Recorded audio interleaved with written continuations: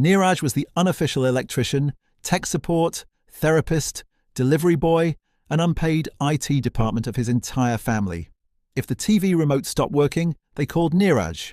If Wi-Fi slowed down for 3 seconds, they called Neeraj. Once his grandmother blamed him because the pressure cooker whistle sounded different. Somehow everything in the universe had become his responsibility. One evening, after a long, exhausting day at college, Neeraj finally lay down on his bed with headphones on, ready to relax. That's when his mother shouted from the hall, "Neeraj, the Wi-Fi is not working." Without even checking, he shouted back, "Restart the router." 2 minutes later, "Still not working." Neeraj dragged himself out dramatically like a retired superhero forced back into action.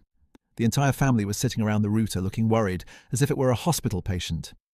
His father said, "I think the connection is gone." Grandmother added, "Maybe it caught a virus." Little cousin whispered, "Should we pray?" Neeraj took a deep breath, pressed one button, and the Wi-Fi instantly came back. The whole family looked at him like he had performed black magic. His cousin gasped, "How did you do that?" Neeraj adjusted his imaginary sunglasses. Years of training.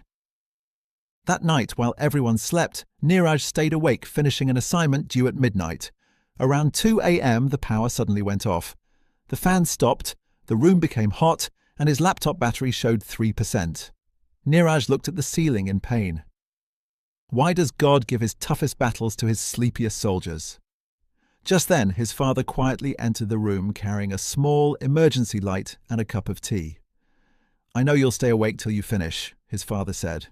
"So, at least suffer comfortably." Neeraj laughed tiredly.